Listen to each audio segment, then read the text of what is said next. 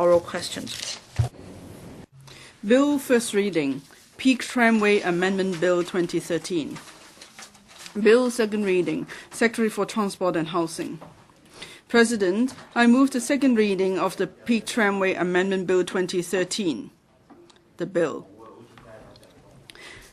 The bill seeks to amend Peak Tramway Ordinance, Cap 265, the ordinance, to empower the Chief Executive in Council to grant a 2-year interim operating right to the Peak Tramways Company Limited starting from the 1st of January 2014.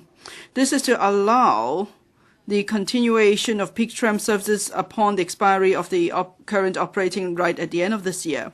The Peak Tramway was built by a private company. It started operation in 1888. Initially, it was to serve a hotel on the peak operated by the same company. In the past few decades, there's been development in the road and public transportation network. Peak Tramway has gradually become an important public transport for people to go to and from the peak, and now it's been transformed into a tourist and recreational facilities which is highly popular among visitors and the public. In 2012, the Peak Tram makes 16,000 passenger trips per day on average, and over 95% of passengers were visitors. The Peak Tram is operated by the Peak Tramways company in accordance with the ordinance. Under this ordinance, the government granted the operating right. The current 10-year operating right will end on the 31st of December 2013. At the end of last year, the PTC asked the government to extend its operating right. It also mentioned that it has development plans for upgrading the facilities and services. However, in the negotiation with the PTC, it was found that the operating right could no longer be extended by the current ordinance. So we need to amend the ordinance and to give the Chief Executive in Council the power again to grant a further operating right. So the legislative amendment exercise is rather complex, so we have to proceed in 2 steps. Firstly, is the bill being moved today. Here we are amending the provision as the first stage of the amendment. The purpose is to empower the Chief Executive in Council to grant a 2-year interim operating right to the PTC starting from the 1st of January 2014. And so the Peak Tram services could be extended to the end of 2015, and it won't be disrupted upon the expiry of the current operating right at the end of the year. Before we made this proposal, the government has carefully considered the performance of the PTC in terms of its service and safety, and the performance was found to be satisfactory.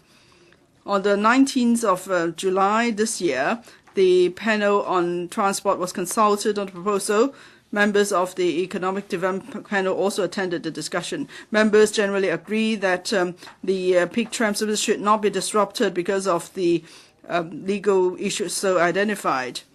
And then during the 2-year interim period, the government will study and decide on the long-term arrangement for the operation of the Peak Tram services, and then we'll propose the second stage of legislative amendments. When members of the Transport Panel, the Economic Development Panel, considered the government's proposal, they also mentioned that in formulating long-term arrangement, we must include 2 points. One, an exit strategy ought to be formulated in case the operating rights of the tram services should change hand. 2, we have to confirm the mechanism for paying premium for the use of government land by the operation of the tram services. And also the tram company will submit long-term development plans to the government, and we will consider whether the development plan is acceptable. We aim to complete all these tasks within the 2-year interim period. That means completing the legislative amendments exercise and allowing the Legislative Council sufficient time to consider the amendment bill.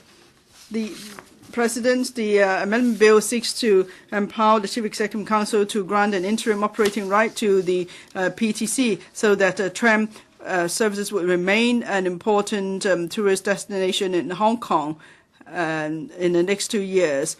This will also pave the way for a long-term arrangement for the tram services. This is a two-step approach. It's popular among the public and is welcomed by the public, and in particular the tourism sector. The two panels have also expressed the support for this approach. We hope we could proceed with the first stage of the amendments exercise as soon as possible, and we ask members to cooperate in the scrutiny work. This is to make sure there is no disruption to the peak tramway services. So I speak, President. I now propose the question to you, and that is that the Peak Tramway Amendment Bill 2013 be read a second time. In accordance with the rules of procedure, the debate is now adjourned and the bill is referred to the Health Committee.